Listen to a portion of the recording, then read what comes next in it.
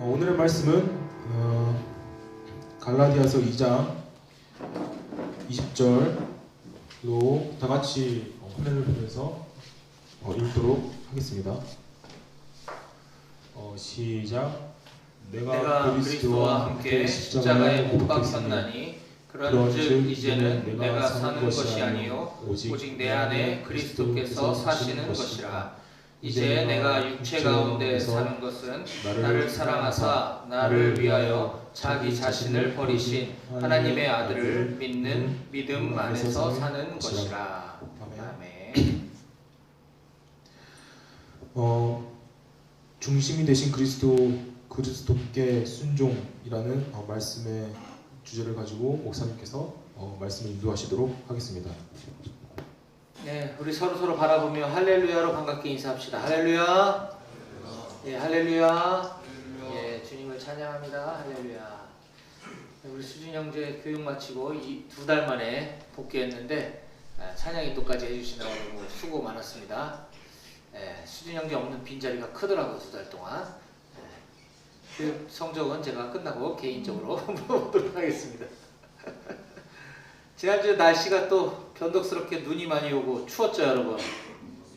네, 어떻게 저기 했나요? 행군? 눈 때문에 또 수년됐죠? 눈 때문은 아니고, 우리 뭐 좀 하려고 그러면 이렇게 자꾸 수년되고 그러네요. 혹한기 때도 가장 추운 날 혹한기 훈련이 걸리더니 또 행군도 또 못했군요.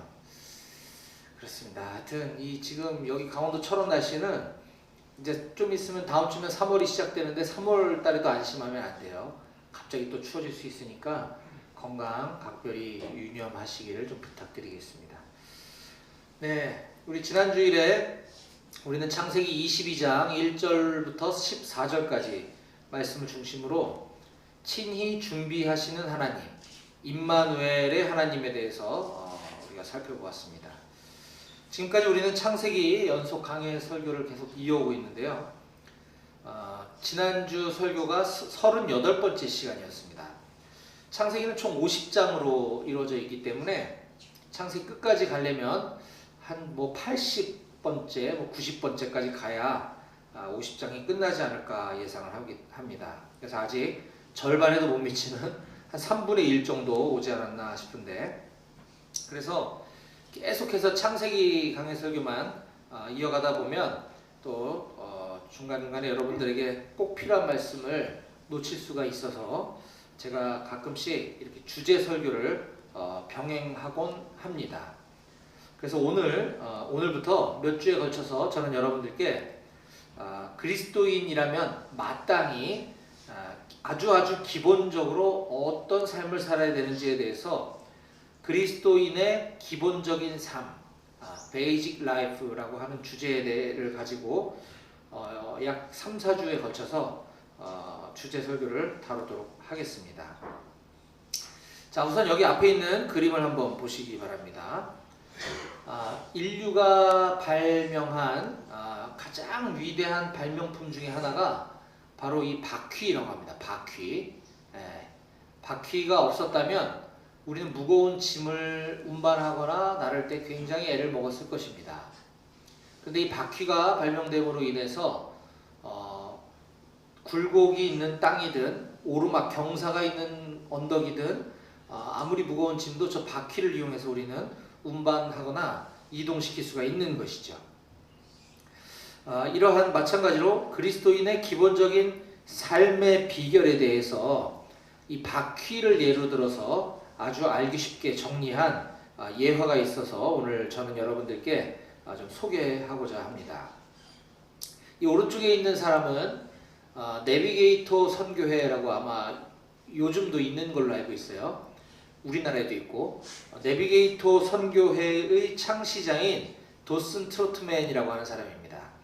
이 도슨 트로트맨이 그리스도인의 생활의 기본 원리들을 잘 기억하고 또 다른 사람에게 잘 소개할 수 있도록 고안해낸 그 예화가 바로 일명 수레바퀴 예화라고 하는 것입니다. 수레바퀴 예화. 이것은 곧 바퀴의 지금 중간에 뭐라고 써 있는데 여러분들이 잘 안 보이실 거예요. 그 중심에 있는 것이 그리스도라고 이제 한글로 번역을 해놓은 겁니다. 우리 그리스도인들의 삶의 중심에 바로 예수 그리스도를 축으로 모시고 또 그리스도께 순종하며 사는 것이라는 거죠. 이 바퀴의 둘레를 우리가 태라고 합니다. 테두리라고도 하죠. 이 테두리에 보시다시피 그리스도인의 순종하는 생활이라고 적혀 있습니다. 그리고 가운데 이렇게 십자로 되어 있는 게 이게 살이죠. 바퀴살. 바퀴살을 바퀴살이라는 것은 많으면 많을수록 바퀴가 더욱더 견고하겠죠. 근데 만약에 세 가지만 있다면 한쪽은 금방 그쪽으로 무게가 쏠리면 아마 찌그러들게 될 것입니다. 두 개밖에 없다면 더더욱 바퀴는 약해지겠죠. 그래서 아주 가장 기본적인 살은 4개는 있어야 되겠고 그 이외에도 더 많으면 많을수록 바퀴는 튼튼하다 하는 것입니다. 그래서 아주 기본적인 4가지가 뭐냐? 바로 기도, 말씀, 증거, 교제라고 하는 이 아주 기본적인 4개의 살을 이 수레바퀴 예화에서는 소개하고 있습니다. 아주 기본적인 요소라는 것이죠. 자, 그러므로 이러한 그리스도인의 기본적인 삶, 즉 베이직 라이프란 한마디로 다음과 같이 정리할 수 있을 것입니다. 그리스도인으로서 일상생활 가운데 하나님과 사람들과의 올바른 관계를 형성하기 위해 말씀, 기도, 교제, 증거의 삶을 매일매일 삶 가운데 순종으로 살아가는 것, 이것이 바로 수레바퀴 예화의 핵심인 것입니다. 다시 한번 제가 소개하겠습니다. 자, 그리스도인으로서 일상생활 가운데 하나님과 사람들과의 올바른 관계를 형성하기 위해 말씀, 기도, 교제, 증거의 삶을 매일매일 삶 가운데 순종으로 살아가는 것. 네. 자, 그럼 이제 오늘 이 시간에 수레바퀴 예화 중에서도 이걸 오늘 다 다룰 수 없기 때문에 가장 중요한 부분인 중심축과 수레바퀴를 감싸고 있는 이 테두리 부분에 대해서 오늘 좀 살펴보려고 합니다. 자, 먼저 축에 대해서 한번 알아보도록 하겠습니다. 축은 그리스도라고 지금 바퀴에 쓰여 있고요. 중심 되신 그리스도라고 말할 수 있습니다. 중심 되신 그리스도. 자, 화면 바퀴 옆에 있는 문장을 제가 읽어보겠습니다. 그리스도인은 무엇보다도 자기 삶의 중심에 그리스도를 모셔야 합니다. 견고하며 능력 있는 그리스도인의 삶의 원동력은 중심 되신 그리스도께로부터 나오기 때문입니다. 예, 그러면서 고린도후서 5장 17절과 갈라디아서 2장 20절 말씀이 관련 성구로 기록되어 있습니다. 자, 고린도후서 5장 17절 같이 한번 읽어볼까요? 시작. 그런즉 누구든지 그리스도 안에 있으면 새로운 피조물이라 이전 것은 지나갔으니 보라 새 것이 되었도다. 또 갈라디아서 2장 20절 오늘 아까 서두에 읽은 말씀입니다. 다시 한번 읽어봅시다. 시작. 내가 그리스도와 함께 십자가에 못 박혔나니 그런즉 이제는 내가 사는 것이 아니요 오직 내 안에 그리스도께서 사시는 것이라. 이제 내가 육체 가운데 사는 것은 나를 사랑하사 나를 위하여 자기 자신을 버리신 하나님의 아들을 믿는 믿음 안에서 사는 것이라. 아멘. 예. 자, 이처럼 누구든지 그리스도 안에 있으면 새로운 피조물이라고 했습니다. 즉 그리스도 밖에 있으면 새로운 피조물이 아닌 것이죠. 자, 그리스도 안에 있으면 새로운 피조물, 새롭게 창조되었다는 것입니다. 이전의 나의 모습, 이전의 나의 그런 세속적이고 세상적인 그런 욕망을 따라 살아왔던 삶은 다 지나가고 나는 이제 새로운 것이 되었다라고 하는 것이죠. 내가 그리스도와 함께 십자가에 못 박혔나니, 십자가에 못 박히신 분은 예수님이시지만 우리도 그 순간 같이 십자가에 못 박혔다라고 하는 사실을 믿어야만 합니다. 그렇지 않으면 예수님만 십자가에 달려 죽으시고 우리는 구경꾼이 되어서는 안 되는 것이죠. 그래서 나도 같이 그때 예수 그리스도와 함께 십자가에 못 박혔다. 그렇기 때문에 그런즉 이제는 내가 사는 게 내가 사는 것이 아니고 내 안에 계신 그리스도께서 사시는 것이다. 그러니까 나의 삶은 예수님 중심으로 예수님이 살아가시는 대로 나도 살아갈 거다라고 하는 고백인 것이죠. 이와 같이 하나님께서는 예수님이 우리 삶의 중심이 되기를 원하십니다. 그러나 예수님은 우리의 의사와 상관없이 강제로 우리 삶의 중심을 차지하시는 분이 아니십니다. 우리가 스스로 예수님을 삶의 첫 자리에 모실 때야 비로소 예수님은 우리의 중심이 되신다라고 하는 사실을 꼭 기억하시기 바랍니다. 자, 그러면 우리가 예수님을 삶의 첫 자리에, 우리 삶의 중심에 모셔야 하는 이유는 무엇일까요? 요한복음 15장 13절에서는 이렇게 말씀하고 있습니다. 사람이 친구를 위하여 자기 목숨을 버리면 이보다 더 큰 사랑이 없나니. 무시무시한 말씀이죠. 여러분, 이거는 우리 보고 우리가 사랑을 실천해야 된다는 걸 강조하는 말씀은 맞습니다. 그렇지만 친구를 위해서 목숨을 버려라 라고 이야기하기엔 너무 어려운 말씀이죠. 그렇죠? 네. 과연 여기 있는 저나 여러분들 중에 아무리 친한 친구라 한들 그 친구를 위해서 내 목숨 버릴 수 있는 사람은 과연 몇 명이나 있습니까? 이 말씀은 예수님이 그런 사랑을 보여주셨다라고 하는 것입니다. 예수님께서 우리를 친구 삼아주시기 위해, 친구인 우리를 위하여 목숨을 버리셨다는 거예요. 세상에 이거보다 더 큰 사랑은 없다는 것입니다. 네. 따라서 예수님을 믿는다고 하는 우리 그리스도인들은 예수님을 우리 삶의 중심에 모셔야만 하는 첫 번째 이유가 바로 이것인 것이죠. 자, 두 번째는 시편 37편 4절 말씀입니다. 또 여호와를 기뻐하라. 그가 내 마음의 소원을 내게 이루어 주시리로다. 아멘. 우리 마음의 소원이 이루어지는 것을 경험할 수 있는 유일한 방법은 바로 예수님께서 우리 삶의 중심에 모시는 것입니다. 이것은 여러 방법 중에 하나가 아니라 단 하나뿐인 유일한 방법인 것이죠. 우리의 소원을 이루는 방법, 바로 우리 중심에 예수 그리스도를 모시는 삶이다 라고 하는 사실을 꼭 기억하시기 바랍니다. 예수님께서는 요한복음 10장 10절에서 내가 온 것은 양으로 생명을 얻게 하고 더 풍성히 얻게 하려는 것이라고 말씀하셨습니다. 이것이 우리 각 사람을 향한 하나님의 계획인 것입니다. 그러나 우리가 그 풍성한 삶을 경험할 수 있기 위해서는 우리의 삶을 위한 하나님의 목적을 발견하고 그 뜻대로 행해야만 하는 것입니다. 자, 우리가 예수 그리스도를 우리 마음의 중심에 모셔야 되는 또 하나의 이유는 고린도전서 4장 5절 말씀에 이렇게 말씀하고 있습니다. 그러므로 때가 이르기 전 곧 주께서 오시기까지 아무것도 판단하지 말라. 그가 어둠에 감추인 것들을 드러내고 마음의 뜻을 나타내시리니 그때에 각 사람에게 하나님으로부터 칭찬이 있으리라. 아멘. 언젠가 우리 여기 있는 모두는, 우리 각 사람은 예수 그리스도께서 나를 위해, 우리를 위해 내어주신 그 생명을 어디에 사용했는지, 어떻게 사용했는지를 물으실 날이 올 겁니다.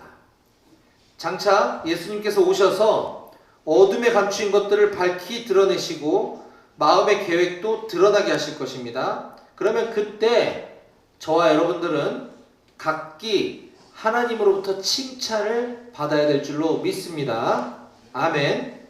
그 비결은 바로 우리의 삶의 중심에 예수님을 모시고 살았느냐, 아니면 세상을 내 마음 중심에 갖고 살았느냐라는 것입니다.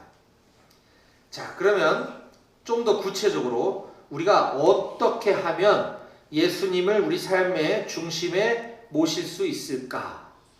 누가복음 14장 33절은 우리들에게 이렇게 가르쳐주고 있습니다. 이와 같이 너희 중에 누구든지 자기의 모든 소유를 버리지 아니하면 능히 내 제자가 되지 못하리라. 아멘. 예, 이 말씀도 좀 어려운 말씀입니다. 누가복음 14장 33절 말씀을 지금 제가 읽었는데 이 부분만 놓고 보면 자기의 모든 소유를 버리지 아니하면 능히 내 제자가 되지 못한다. 이걸 문자 그대로 받아들이면 어떻게 해야 합니까? 우린 직업도 버리고 재산도 다 버리고 교회로 들어가거나 기도원으로 들어가야만 하는 건가요? 그렇지 않죠. 예. 근데 이걸 오해하고 그렇게 하시는 분들도 있지만 그 믿음은 대단합니다. 근데 이 말씀이 과연 그런 것을 요구하는 뜻이 아니라고 하는 것이 바로 이 누가복음 14장 33절 바로 앞에 있는 28절부터 33절까지 말씀을 전체를 놓고 우리가 좀 이해할 필요가 있는데 그 28절의 이하의 말씀은 어떤 내용이냐 하면 망대를 세우려고 하는 사람, 즉 건축을 하려고 하는 사람과 전쟁을 하려고 준비하는 그 왕의 예를 들어가면서 이 말씀을 하고 계세요. 즉 28절부터 33절까지 말씀을 쉽게 제가 요약하면 이런 내용입니다. 지금 내가 건축을 하거나 전쟁을 하려고 하는데 만약에 나를 최우선으로 삼지 않고 자기 자신의 소유물이나 자기 가족을 먼저 챙기는 사람들을 데리고 건축을 하거나 전쟁을 하러 간다면 사람들은 나를 비웃을 거 아니겠냐, 이 말씀을 하시는 거예요. 즉 지금 전쟁이 벌어져서 전쟁하러 나가야 되는데 자기 가족에 연연하고 자기 재산에 연연하는 사람을 어떻게 데리고 전쟁하러 가겠느냐라는 것입니다. 그래서 그 말씀 끝에 이와 같이 너희 중에 누구든지 자기 소유를 버리지 아니하면 능히 내 제자가 되지 못한다라는 말씀을 하고 계시는 거예요. 또한 누가복음 9장 24절에도 예수님께서는 이렇게 말씀하십니다. 같이 읽어볼까요? 시작! 누구든지 제 목숨을 구원하고자 하면 잃을 것이요 누구든지 나를 위하여 제 목숨을 잃으면 구원하리라. 네, 아멘. 우리 삶의 중심이 되는 자리를 예수님께 내어드리는 것은 우리를 위한 하나님의 목적을 성취하기 위한 필수 요소가 된다는 사실을 꼭 기억하시기 바랍니다. 아멘. 네, 이번엔 태 부분에 대해서 한번 살펴보도록 하겠습니다. 태. 자, 이 화면 오른쪽에 있는 문장을 제가 읽어드리도록 하겠습니다. 하나님께 대한 순종은 마음의 태도나 동기뿐만 아니라 외적인 행동으로도 나타나야 합니다. 당신이 하나님을 사랑하는 증거는 그분께 대한 순종으로 표현되는 것입니다. 예, 이게 수레바퀴의 예화의 태 부분에 해당된다는 이야기고 그것은 그리스도인의 순종하는 삶에 대해서 이렇게 소개하고 있는 거죠. 하나님께 대한 순종은 마음의 태도나 동기만 갖고서는 안 된다. 반드시 외적인 행동으로 나타나야 한다. 그것이 바로 순종이다라는 것입니다.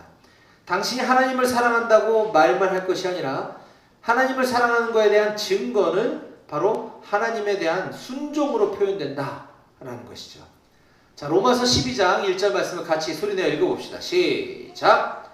그러므로 형제들아 내가 하나님의 모든 자비하심으로 너희를 권하노니 너희 몸을 하나님이 기뻐하시는 거룩한 산 제물로 드리라. 이는 너희가 드릴 영적 예배니라. 아멘. 네. 하나님의 모든 자비하심으로 너희를 권한다 라고 얘기하면서 사도 바울은 너희 몸을 하나님이 기뻐하시는 거룩한 산 제물로 드리라. 이것이 너희가 드릴 영적 예배다라고 말씀하고 있습니다. 우리가 마음으로만 예배할 것이 아니라 우리 몸으로, 우리가 성경 읽을 때 같이 읽고 찬양할 때 같이 부르고 이렇게 직접 행동을 하라는 것이죠. 또 요한복음 14장 21절은 이렇게 이야기하고 있습니다. 같이 읽어봅시다. 시작. 나의 계명을 지키는 자라야 나를 사랑하는 자니 나를 사랑하는 자는 내 아버지께 사랑을 받을 것이요 나도 그를 사랑하여 그에게 나를 나타내리라. 넘어갔어요. 다시 한번 시작. 나의 계명을 지키는 자라야 나를 사랑하는 자니 나를 사랑하는 자는 내 아버지께 사랑을 받을 것이요 나도 그를 사랑하여 그에게 나를 나타내리라. 아멘. 네. 나의 계명을 지키는 자, 즉 하나님의 말씀, 성경 말씀을 지키는 자라야 나를 사랑하는 자다 라고 말씀하고 계시는 것입니다.